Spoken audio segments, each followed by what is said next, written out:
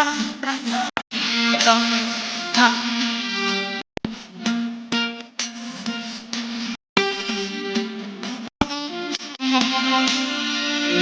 แทนลม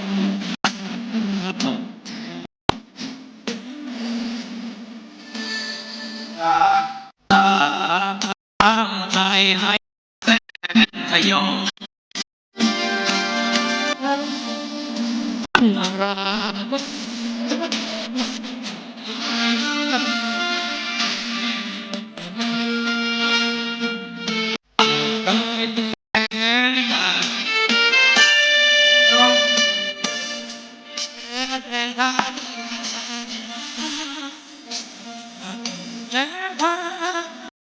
ได้จ้า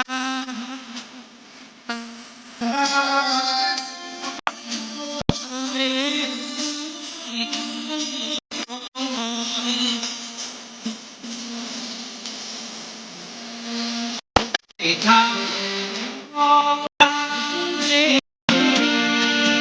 แสงทาง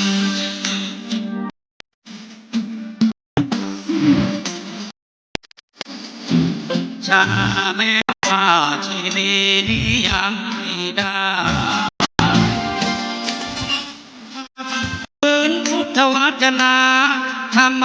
วินัยสถิตยิ่งใหญ่ไปเกิด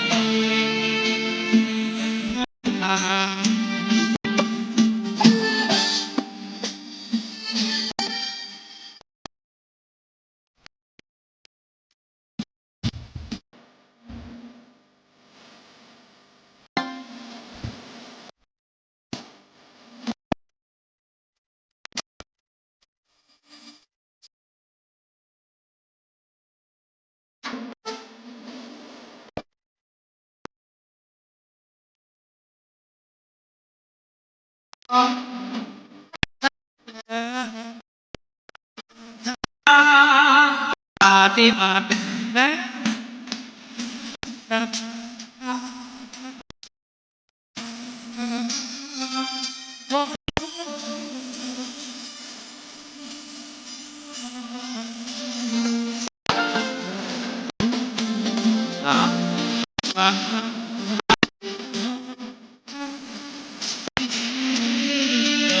แห่งตามเจอตามมา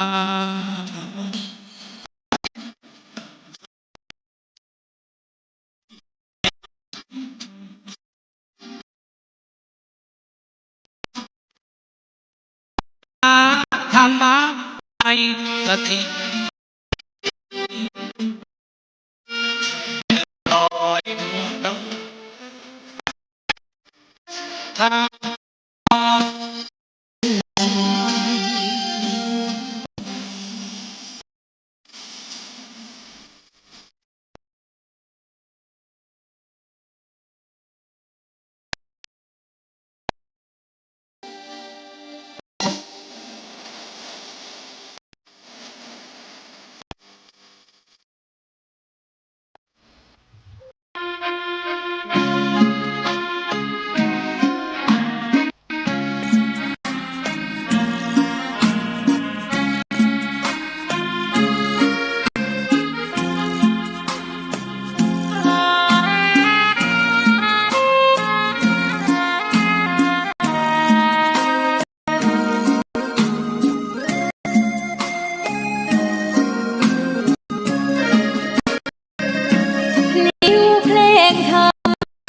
ถ้อยคำเข้าถึงจิตใจฟังรายการวิทยุเสียงใสส่งถึงใจไปสู่ปลายนาสารธรรมน้อมนำมาพระศาสดาบอกผู้คนทั่วลาหันมาเข้าวัดฟังธรรมเสียงนี้เป็นคลื่นธรรมะจากใจส่งถึงบ้านไกลบ้านไกลฟังได้สุขใจล้ำยามดึกดื่นค่ำคืนมีงานต้องทำเป็นคลื่นสารธรรม เน้นย้ำธรรมะเพื่อนใจเพียงคืนคำบอกหลักทำให้คลายความเหงาฟังเสียงธรรมะเบาเบาบอกเล่าถึงคนบ้านใจสื่อธรรมะบอกแล้วระหว่างด้วยใจสื่อไปถึงสวงในเข้าใจคำหลักนี้พลิก ขอถวายความเคารพพระมหาเถรานุเถระครูบาอาจารย์เจ้าทั้งหลายทุกตนทุกองค์เจริญสุขเจริญธรรมจงได้บังเกิดมีแก่ท่านสาธุชนพุทธบริษัททั้งหลายที่ได้สดับรับฟังธรรมะกันทางสถานีวิทยุในระบบคลื่น FM 104.50 เมกะเฮิรตซ์ในวันนี้เป็นวันต้นสัปดาห์เดือนกรกฎาคมสิงหาคมเป็นต้นสัปดาห์ต้นเดือนสิงหาคมตรงกับวันจันทร์ที่3สิงหาคมพุทธศักราช2569วันนี้เดือน10ตุติยะทวน2ลง5ค่ำวันนี้ก็ได้มาพบกับพี่น้องท่าน สาธุชนพุทธบริษัททั้งหลายที่ได้สดับรับฟังธรรมะกันยามบ่ายวันนี้ก็เป็นบรรยากาศที่ยังโปรยปลาย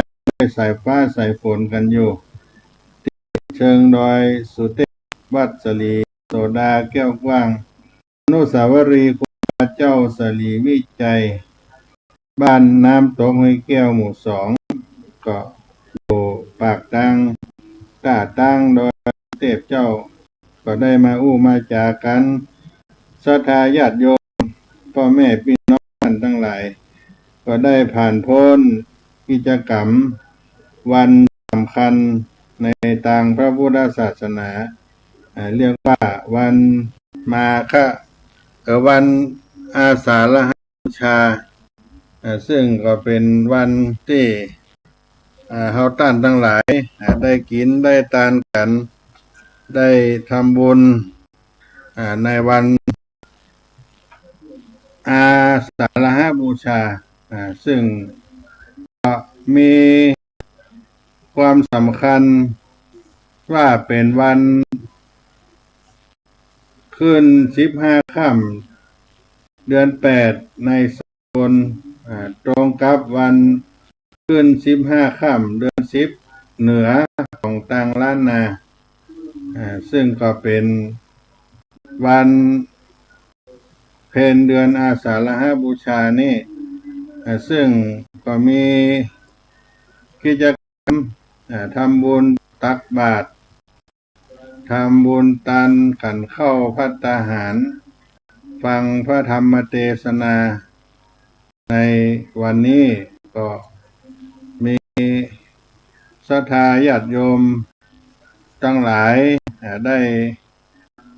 เข้าวัดเข้าวาได้ประพฤติปฏิบัติธรรมกันตั้งแต่วันอาสาฬหบูชาซึ่งถือว่าเป็นวันเข้าพรรษาของศรัทธาญาติโยมฆราวาสที่จะต้องได้มีกิจกรรม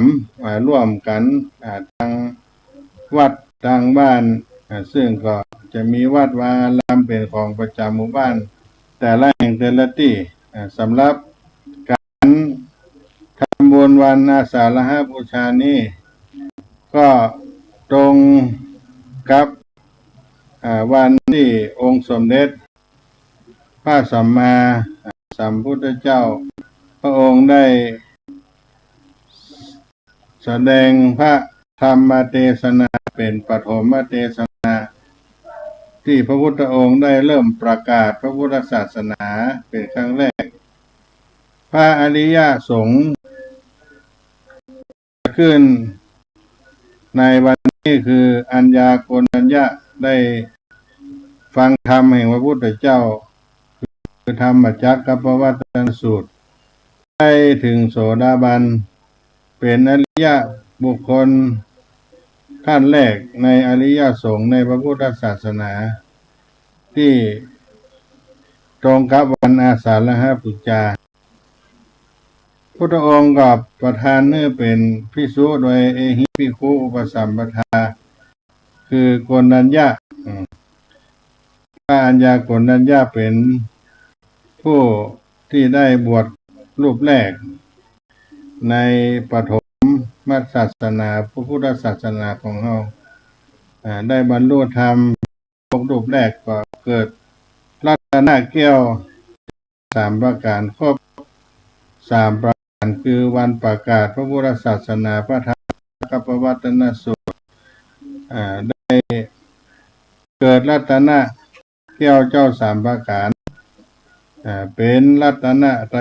3ครบบริบูรณ์พระสังฆรูปแรกในพุทธศาสนาคือพระโกณัญญะหรือว่าอัญญาโกณัญญะอันนี้ก็เป็นวันอาสาฬหบูชาเราท่านทั้งหลายก็ไปรำลึกถึงองค์สมเด็จพระสัมมาสัมพุทธเจ้าได้ปฏิบัติจิตใจสะอาดบริสุทธิ์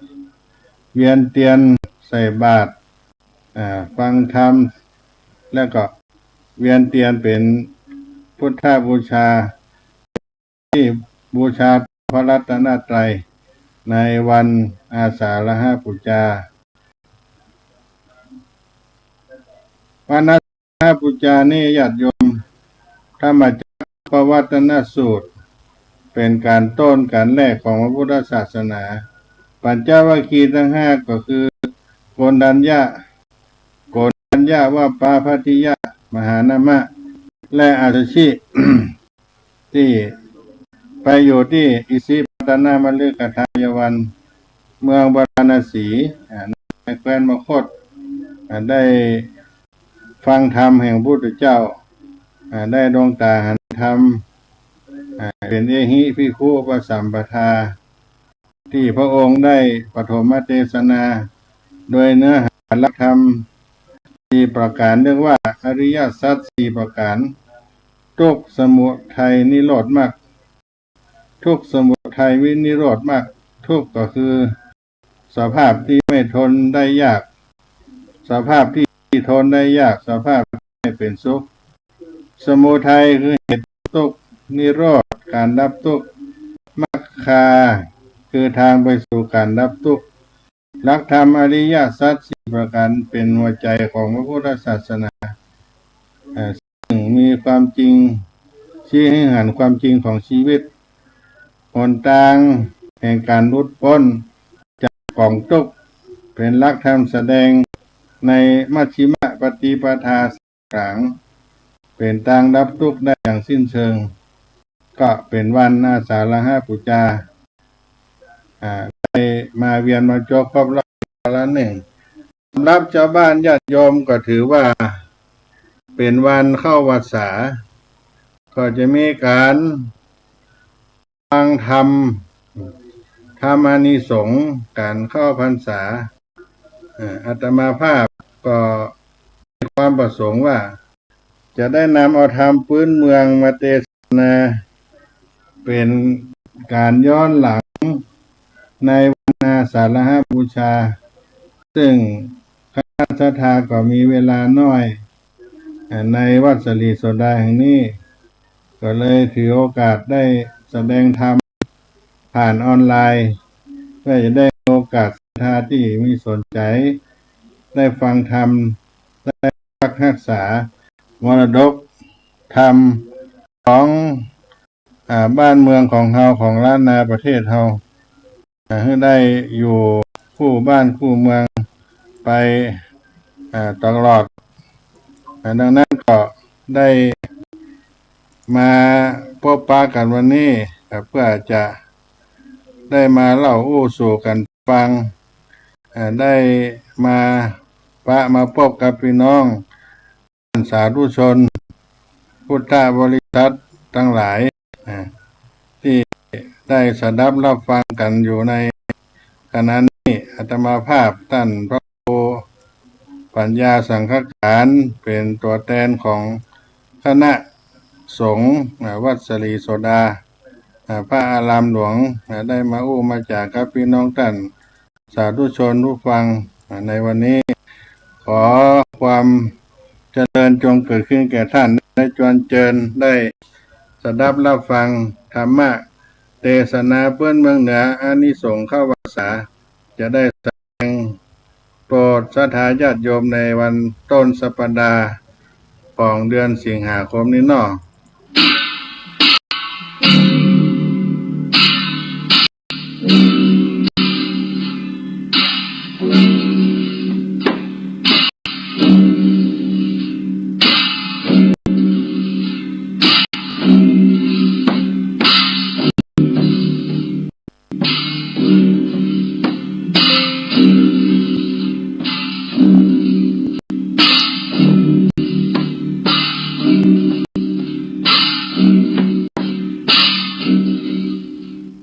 อรหังสัมมาสัมพุทโธ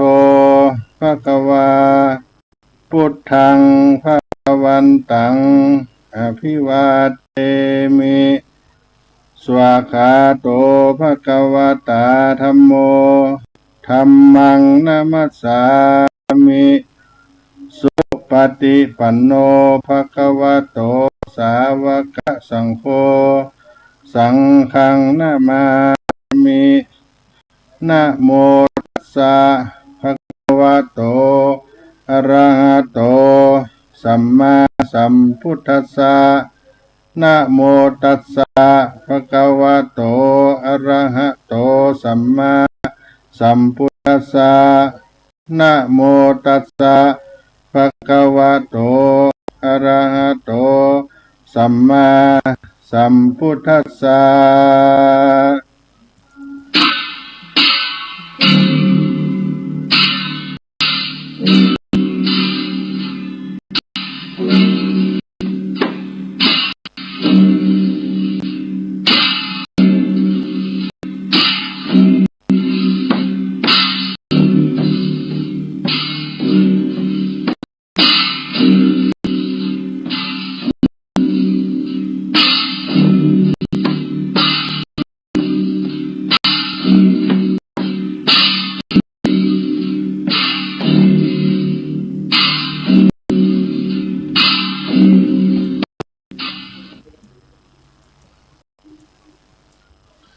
มหาพรหมเลยเต้ามหาพรหมโต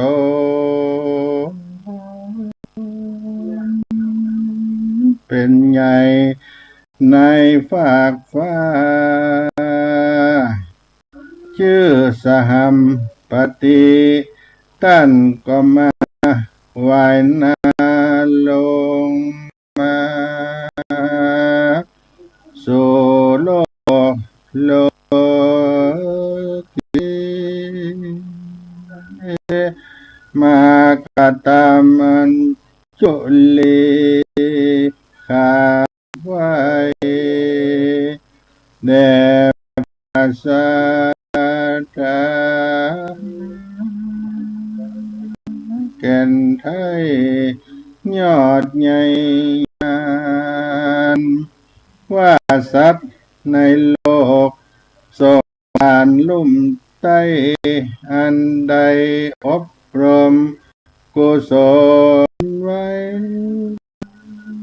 ก็หากยังมีขอ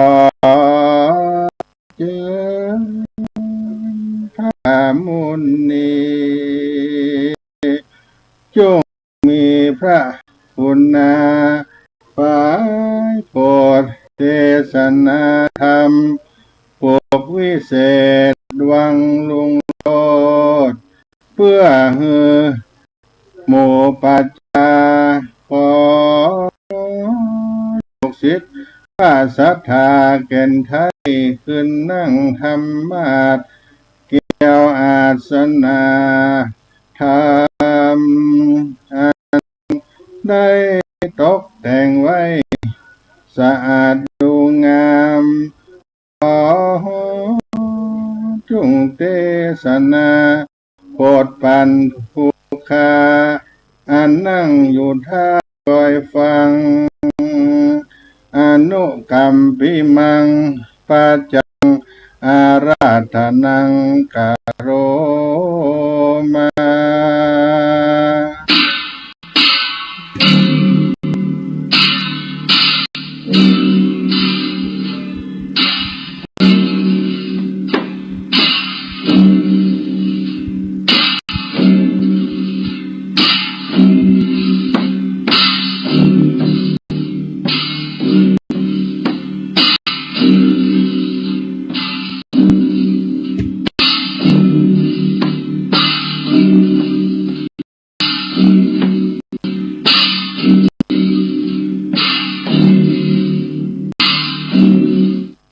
นะโมตัสสะภะคะวะโตอะระหะโตสัมมาสัมพุทธัสสะเอกตากิลาสัมมัญเยสัทธากิจจากุเตปะปันเตหาลันโตปัญจสัตตพิงสัตถิงลาจากะหังอุปานิสัญญาสาทโวโดลาสัมโพลิสาตังหลายตังหิงใจหนุ่มเทาอันเข้ามาสู่ดาฟังยังรัศธรรมเทศนาแห่งพระพุทธเจ้าตนเป็นเก้าเงาศาสนาอิระดังเราจักรู้มานี้เอกังสมัญญังยังมีในกาลคาบหนึ่งใส่พาเงาไทยสัพพัญโยตนเป็นกูแก่โลกตั้งมวลย่อมยามเมื่อเข้าวัดสาอาสลัยในเมืองราชนคร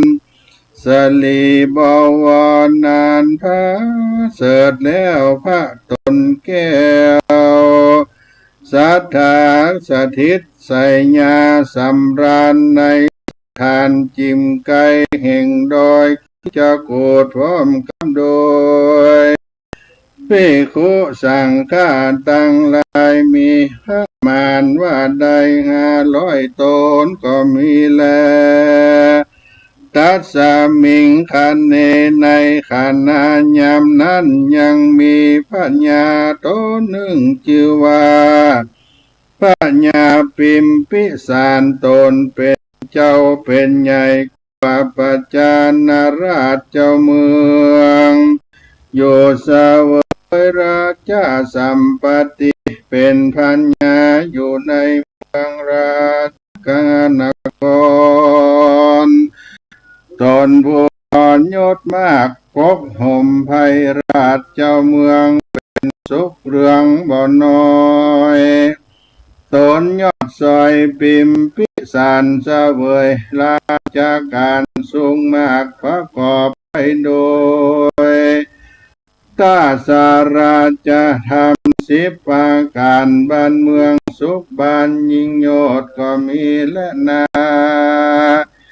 ในเมื่อเดือนเก่าเข้ามารอดธรรมาจอดเอายามฝนตกลงมาสะสู่พระสัพพัญโยก็จักดาไกลเข้าวัดสาบ่ไกลข้าจากบ่ปัดพรากเที่ยวจรไปตามดงดอนเมืองน้อยใหญ่เหตุไว้อยู่จำวัดสา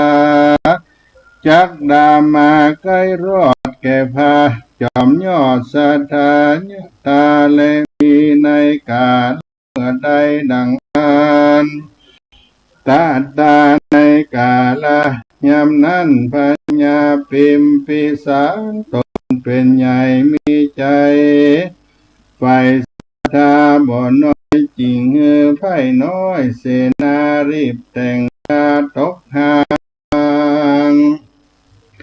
แปลงวิหารกว้างเรือนลายเป็นวิหารยายโจตีเป็นวิหารที่500หลังอาจนั่นฝูงอามาตย์เสนาเขาก็มาจัดแต่งหางเอากันตั้งแฝงอาสนะเขาจัดดาไว้พร้อมตกแต่งซ้อมไว้5ปืนในวันเดือน10ออก14ค่ำไกลมาจอดพัมถึงแล้วพญาต้นเกี่ยวปิมพิสารจึงพร้อมด้วยเสนาอามาตย์ปัจจานาราชเจ้าเมืองต่างหลายต่างคนก็ต่างเร่งโคงควายตกแต่งหามายังกีฬานาปัจจัยทั้งหลายมีกันทาของหอมดอกไม้ลำเทียนและเครื่อง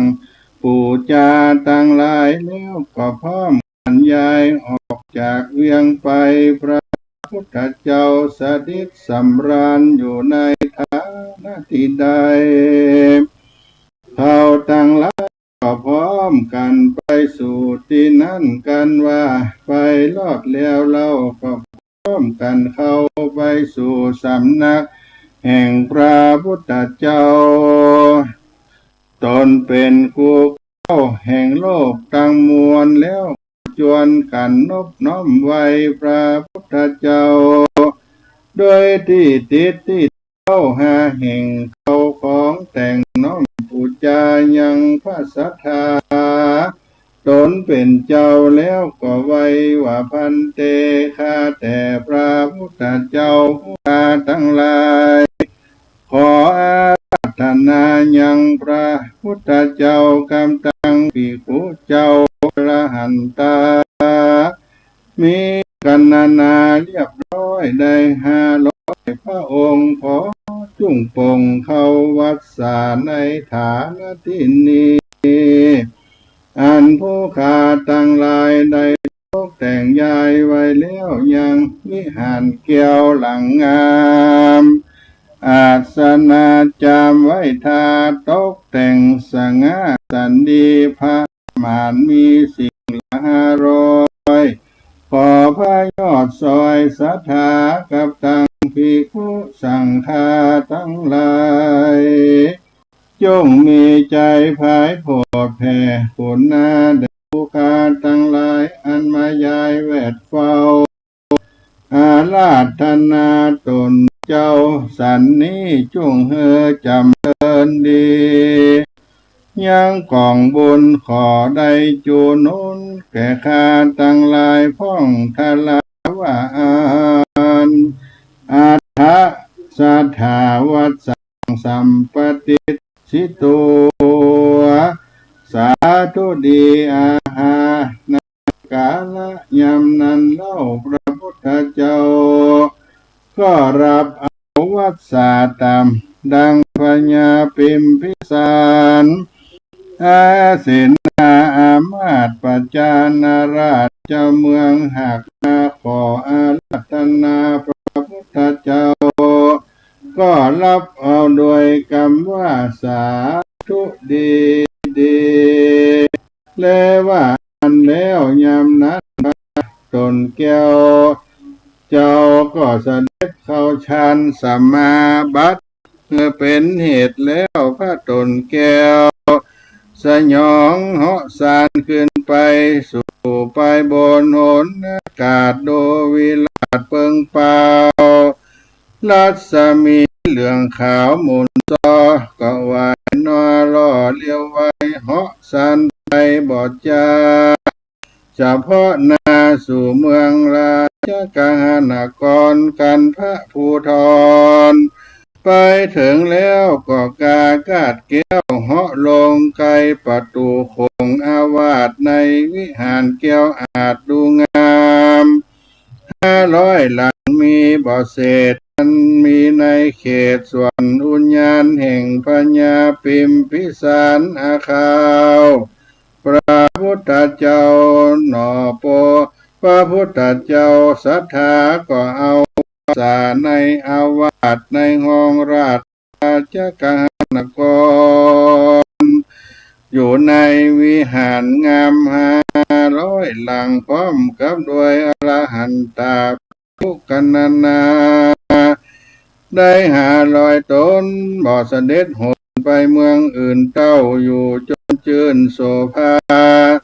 ในเมืองราชกาณกรก็มีวันนั้นแลนามอาทังโคราชวัสสาวสังปันหังปุชิตัวในกาลยามนั้นตนเจียงจันพญาปิมพิสารก่อนนมัสการขับไว้ยังพระตนแก้วไทยสถาถามปัญหาอานิสงส์อันเขาวัดสาวพันเตภกวาวัดสาวาสังมัชเชกิงกาตังกัมมังปุญญานีอาคัลโลติพันเตข้าแต่พระพุทธเจ้าตนพระเสริฐผู้ข้าทั้งหลายก็บังเกิดกังขาถึงอันอยู่จำวัดสาแห่งภิกขุสังฆามวลหมู่ผู้ข้าทั้งหลายจะคงไปอยู่กับทำเอาไว้จูหนุนไปนาในกลางวัดนั้นจักทำดังเลือและจังเป็นพลานิสงส์อันกว้างขวางมากนักในปัจจุบันนี้และในอนาคตอันจังมาเป็นนาขอพระพุทธเจ้าจงเทศนาให้แล้วแก่ผู้ข้าทั้งหลายได้ฟังเถิดอาทาสาธาเมื่อนั้นพระพุทธเจ้าจริงข้าโอบแก้วเทศนาและมีปัญหาอันแก่แห่งพญาปิมพิสารว่าดังนี้กิ่งมาเชมหาลาจวัสสาวาสังอุตตมังตันโตอุตตมังสีลังละขันโตอุตตมังภาวนากัมมังพระวันโตดูกาลามหาราชตั้นส่วนมากตั้นกล่าวกรรมอันนี้เพราะเหตุใดจะคนตั้งหลายได้รักษาศีล5 ศีล8พอกำหนดแขวนไว้กับเป็นมังกละอันพาเสริฐดีนักแต่ได้จำเริญบุญทั้งหลายมีหือทานรักษาศีลฟังธรรมเมตตาภาวะ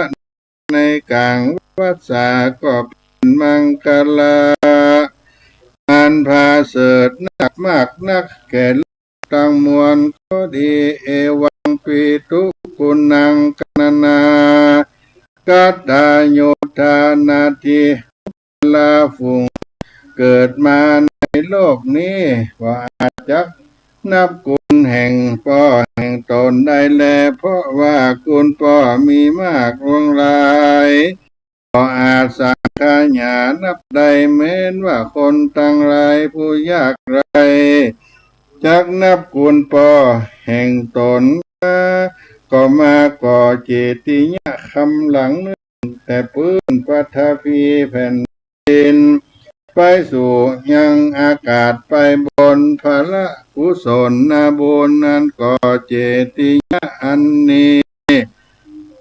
เป็นเจติยะคำนั้นบ่ได้ชื่อว่ากุลพ่อแห่งตนเตื้อแลชื่อว่ากตัญญูกตเวทิตาธรรมแห่งกุลพ่อแม่แห่งตนอันหนึ่งก็มีแลสุ วัจโจมาตาปิตุคุณนังท่านผู้ใดจักกตัญญูคือกตามต่อคุณพ่อแม่แห่งตนอันใดดังอันได้อยู่ในโอวาทคำสอนแห่งพ่อแม่แห่งตนได้รักษาศีลห้าศีลแปดนักจำเริญด้วยเกี่ยวตั้งสามประการอันนั้นก็ได้ชื่อว่ากตามคุณแก่พ่อแม่แห่งความปาจิโตนะโรสะธรรมโมคนตั้งหลายฝูงได้บวชในศาสนากุตถากตาได้ถลงธรรมเทศนาได้สูตรได้เรียนได้สูตรได้เรียนแล้วถลงศีลบริสุทธิ์บรมวลมากนักอันนั้นจึงได้ชื่อว่า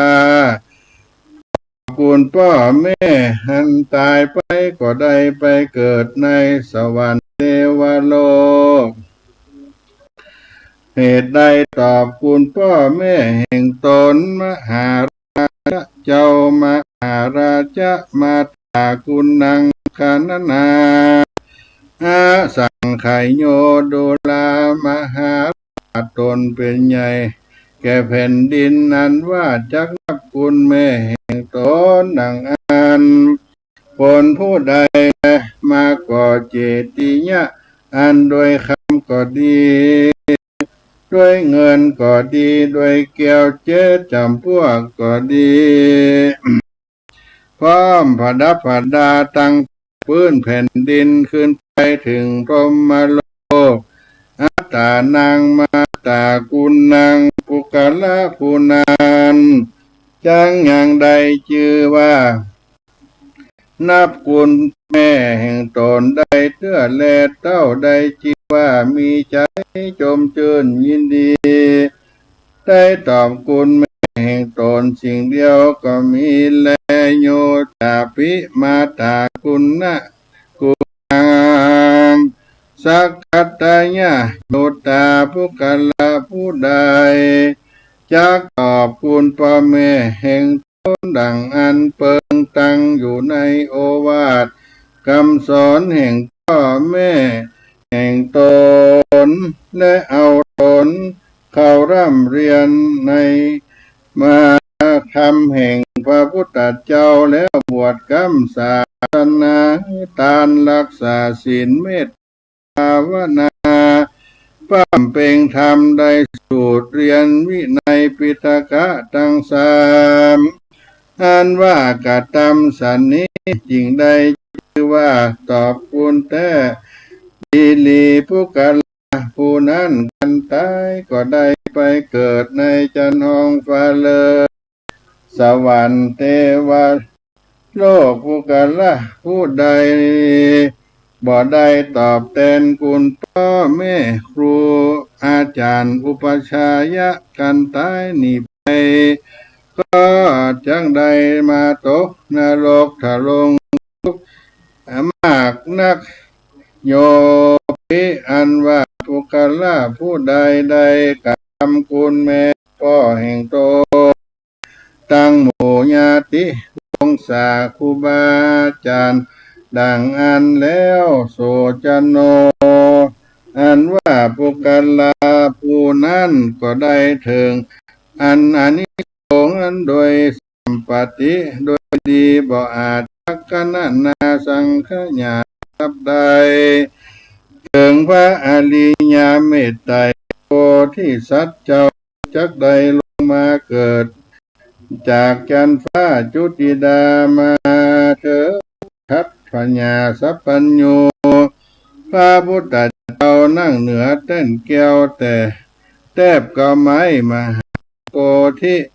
จักมีในกาลเมื่อยามนั้นเจ้า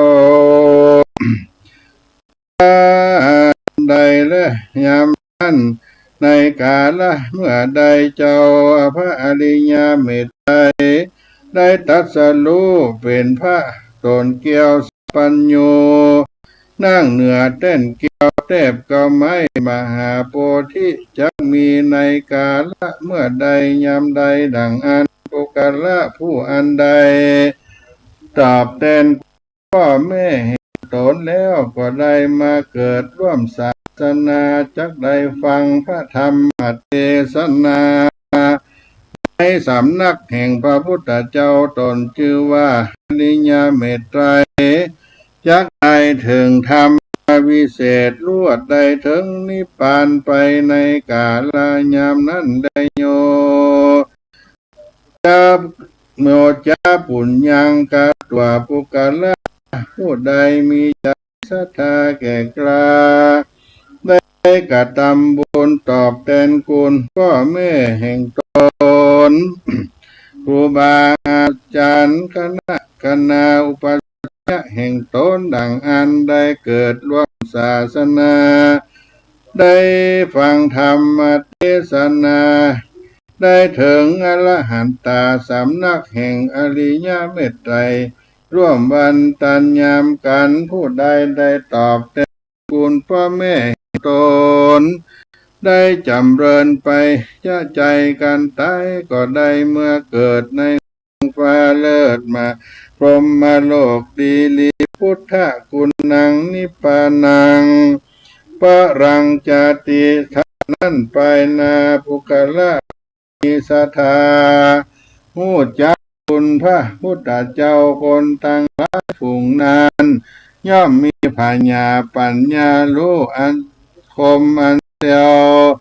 มากนักวิสาลตาก็องค์อาจมากนักตั้งหลายฝูงได้รู้คุณพระสังฆเจ้าคนฝูงนั้นเกิดมาย่อมประกอบไปโดยโภคาปาลิโภคาของเงินคำมากนักคนตั้งหลายฝูงใดจักรู้คุณแห่งครูบาอาจารย์แห่งตนก็บ่ลบคุณแห่งครูบาอาจารย์ตนเสียแล้วกะทำบุญฮือดังอันคนตั้งหลายฝูงนานเกิดมาจัดใดใจเสวยแต่อานิสงส์อันมากนักอริยเมตไตรโยอันว่าพระอริยเมตเราจักลงมาทลัดโลกยังพระญาสัพพัญโยตนเป็นคู่แก่โลกตั้งตามเทศนาธรรมแก่และเทวดาทั้งหลายในกาลยามใดทั้งหลายฝูงนั้นจักรู้คุณแก้วเจ้าสัมภาการคุณพ่อแม่ญาติวงศ์คณะคุณครูอาจารย์เจ้าจักใดเกิดในศาสนาแห่งพระพุทธเจ้าตนนั้นแลจักได้ฟังธรรมเทศนาแล้วจักได้ถึงอรหันตาแล้วก็ลวดนิพพานไปโยตลิตาโกอนุกัมปนาสีละนาโมโสปิญาทาจานาโมหาโพโกทลิเกกรุณายาวะตังเตติยะถาลาจะโตมหาสุขังนะโยกะโตโยนาโรอันว่าคนตั้งหลายฝูงใดมีใจศรัทธาในพระแก้วเจ้าทั้งสามประการได้มีจิตใจหืดตันเป็นอันมากนักก็คือว่าได้มีใจคุณนายังคนฝงทุกไร่เก็บใจหืดตันก็เปลือกข้าวสารประมาณพอกินพออิ่มก็ดีมีใจคุณนาหืดตันแผ่นผ้าก็ดีปุกลาผู้นั้นเกิดมาในชาติใดก็เทียนย่อมประกอบไว้โดยเกี่ยงปรีโภคานดีงามมีต้นว่าข้าวน้ำโภชนะอาหารพาผ่อนตอนแลจันมันทั้งหลายก็เป็นพลาหาสงฆ์อัน จักได้เกิดขึ้นบ่หาจักสังขายานับได้อันว่ามหาชนะคนทั้งหลายได้เกิดในเมืองคนเมื่อใดก็จะได้หายทุกโศกได้หายทุกโศกไปตลอดกาลและเต้าทั้งหลายได้มีกินตานและได้มีอานุภาพมากนักประการต่างๆนานาก็จักได้ไปเสวยผลในห้องเลือดสวรรค์เทวโลกก็มีและนาอันอานิสงส์อันใดเข้าวัดสาอาธนาพระพุทธเจ้าได้เข้าวัดสาก็พามีพลาอานิสงส์ได้สัมปติทิพย์แต่กามวัจลาตั้งหกทลาพอเต้ามาพรหมนิพพานันพาเสดเทวาสังมัจเจธรรมสนันตะเมดุราธรรมสารีบุตรอันว่าการเฮือตานรักษาศีลห้าศีลแปดและฟังธรรมเทศนาเมตภาวนาหากเป็นของบุญอันพาเสดในโลกนี้ดีลีปุกตะยิ่งใจทั้งหลายได้หือตานรักษาศีลห้าศีลแปดเมตตาภาวนาฟังธรรมเทศนาในกลางวัดสาจักใดอานิสงส์ทุกบาทย่างตังตีนปะหิโนมาเสกาโลธรรมสุตังตินโนในกาละเมื่อเดือนเก่าเป่งบุกาผู้ใดใดนิมันตนาภิกขุสังฆเจ้าเข้าอยู่วัดสาด้วยศรัทธาแห่งตนแล้วได้ฟังมาธรรมเทศนาเมื่อตานเขาน้ำปัจจัยบอกขาดให้สั่งอาวาสเป็นตานเป็นที่อยู่ภิกขุสังฆะก็มีภละอานิสงส์อันพาเสริฐมากนักก็อันว่าภละอานิสงส์อันใดอาสนะที่อยู่ที่กินเป็นทานและได้รักษาศีลฟังธรรมในกลางวัดสานานจักกนะนาอับอานิสงส์บ่ได้เกิดมาในใจใดเตียนย่อมประกอบด้วยปัญญา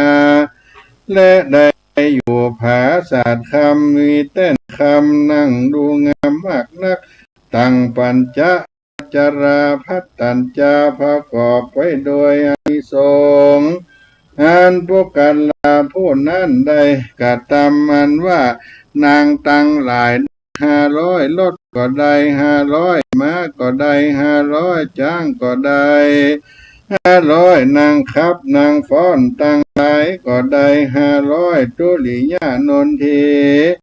ตั้งหลายก็ได้500จุอันกันโดยบุญสมภารแห่งตนอันใดหือตานรักษาศีลห้าศีลได้เมตตาภาวนาฟังธรรมเทศนาในกาวัสสานั้นแลปุญญาเตเจนะปะลิโยสาเนพุทธมุขโตโสทิโสตาปฏิภลาปาปุนิงสุในเมื่อแล้วธรรมเทศนาอาราธนาภิกขุสังฆเจ้ามีพระพุทธเจ้าเป็นประธานก็เป็นพระโยชนะแก่ปัญญาสัตว์สี่หมู่ทั้งหลายลังพ้องก็ถึงธรรมวิเศษพระเป็นโสตาสกิตากานาการหันตาตามบุญสมปันแห่งตนอันใดกาตาธิการมานั่นแลพุทธนิมันตนาวัสสวาสังนิธิตังขีญาอันเก่ายังอานิสงส์อันได้ราธนายังพระพุทธเจ้าและพระสังฆเจ้า ได้วัดสาก็บังกรมสมเร็จเสด็จ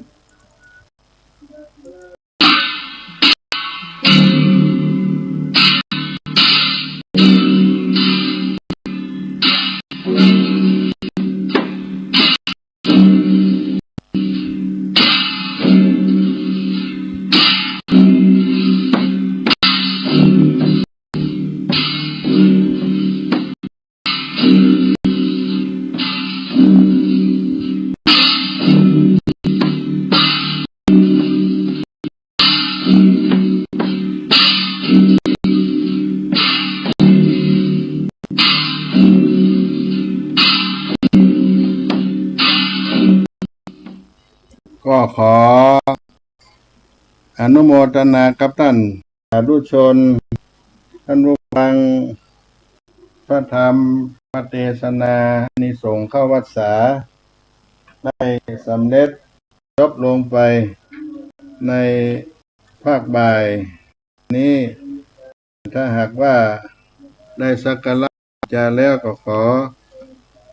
ได้บังเกิดเป็นพระอานิสงส์แก่มวลราชธาท่านทั้งหลายที่ได้สดับรับฟังใน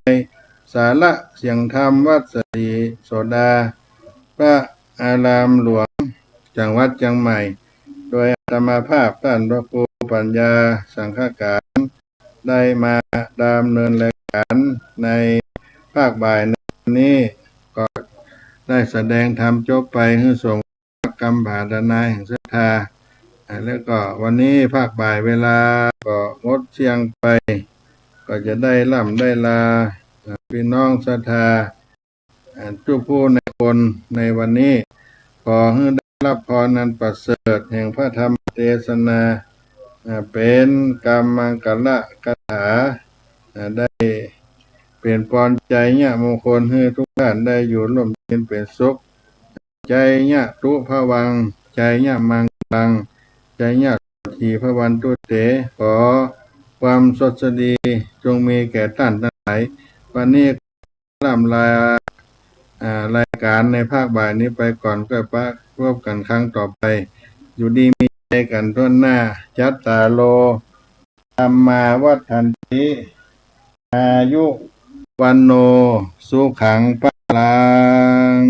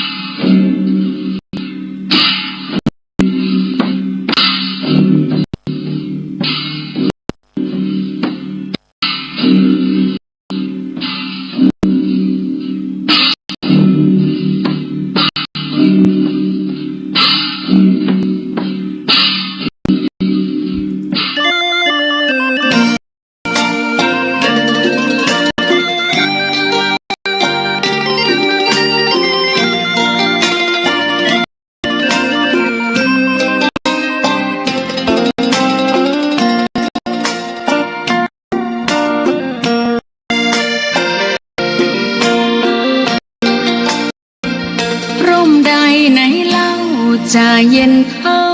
ร่มโพทองทั่วลาสถานยม